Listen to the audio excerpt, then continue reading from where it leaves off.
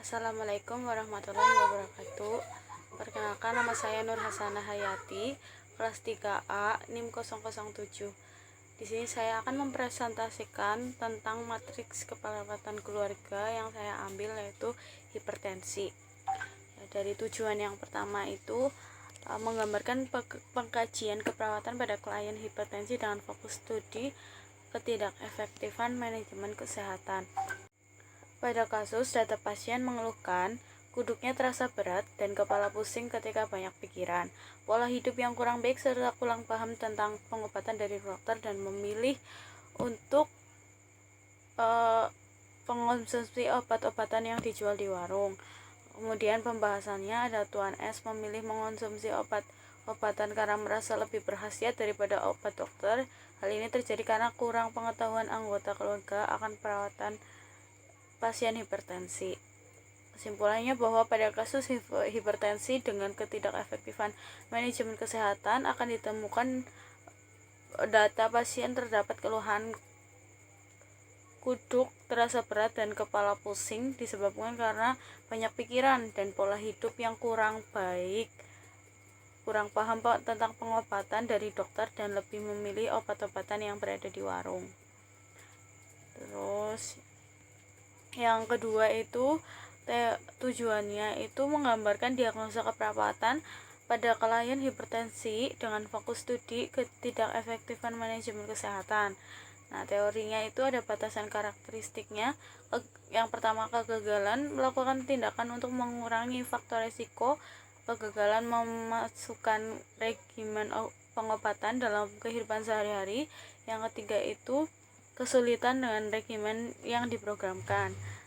Kemudian kasusnya itu ada peneliti merencanakan 3 kali kunjungan mulai dari 1 November 2020 pukul 9 pagi sampai 3 siang, yaitu dengan 3 sesi. Ketidakefektifan manajemen kesehatan.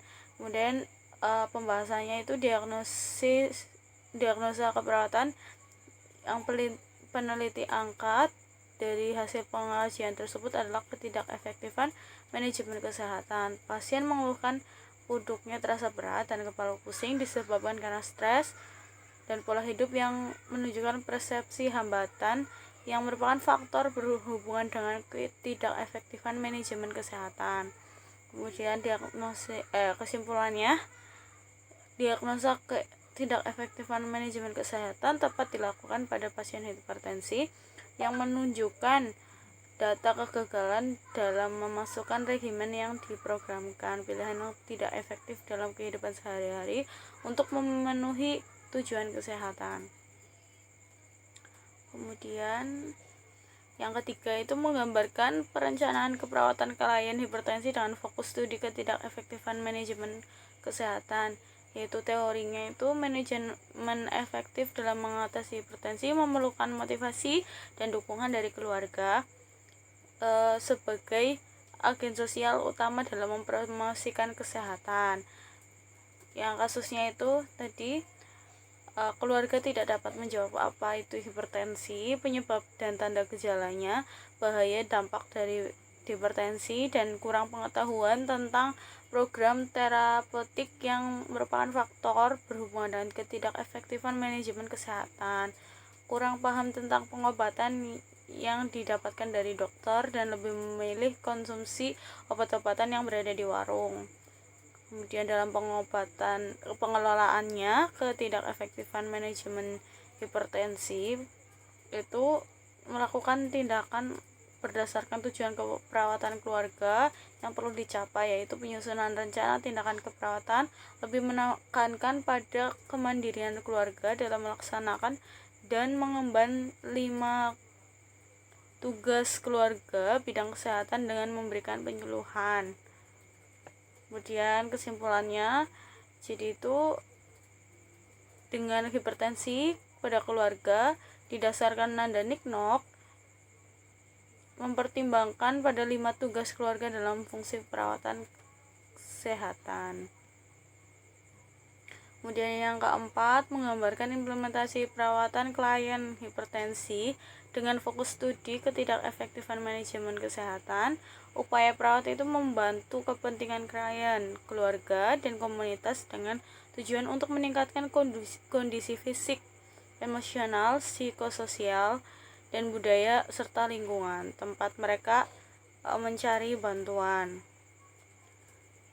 Implementasinya adalah merealisasi untuk mencapai tujuan rencana tindakan yang telah ditetapkan. Kegiatannya itu pengumpulan data berkelanjutan, mengobservasi respon klien selama dan sesudah pelaksanaan penyuluhan, serta menilai data yang baru, perilaku keluarga yang apatis dan tidak dapat memutuskan merupakan hambatan dalam implementasi keperawatan keluarga. Kemudian kasusnya tadi, pasien belum melaksanakan dengan baik mengenai pengobatan maupun gaya hidup yang baik sehari-hari. Memberikan pendidikan tentang diet rendah garam dan rendah lemak yang tepat untuk pasien hipertensi. Memberikan pendidikan tentang pengobatan dan penanganan atau perawatan hipertensi.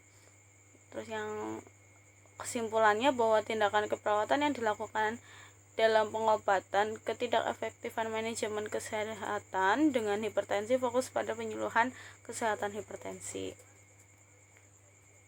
Lalu yang selanjutnya menggambarkan evaluasi keperawatan klien dengan fokus studi ketidakefektifan manajemen kesehatan. Evaluasi yang diharapkan itu untuk mengetahui kemandirian keluarga setelah tindakan keperawatan. Evaluasi yang diharapkan yang pertama yaitu keluarga mampu memahami hipertensi dan cara melakukan perawatannya. Yang kedua itu keluarga mampu memanfaatkan fasilitas pelayanan kesehatan yang ada. Yang ketiga, keluarga mampu mencapai derajat kesehatan yang optimal. Terus untuk kasusnya tadi, pasien mengatakan telah mengerti apa yang dimaksud dengan hipertensi dan bagaimana cara merawat atau menghindari penyakit hipertensi, yaitu dengan cara garam tidak berlebih, rendah lemak dan rendah garam. Kemudian mempertimbangkan berhenti dari obat herbal dan beralih ke obat dokter. Data objektifnya itu dilaksanakan perencanaan keperawatan serta diet rendah garam. Lalu untuk pembahasannya, pasien mau menerapkan gaya hidup yang baik dan benar ditunjukkan bahwa keluarga merubah kebiasaan dalam regimen yang ditetapkan serta mampu melakukan tindakan yang dapat mengurangi faktor resiko hipertensi. Evaluasi kesimpulannya bahwa evaluasi yang menunjukkan ketidakstabilan manajemen kesehatan teratasi mengenai ketidakmampuan keluarga mengatasi masalah dan merawat anggota keluarga yang sakit, tidak teratasi mengenai ketidakmampuan keluarga mengambil keputusan untuk mengonsumsi obat dari dokter. Sekian dari saya, apabila ada kesalahan. Wassalamualaikum warahmatullahi wabarakatuh.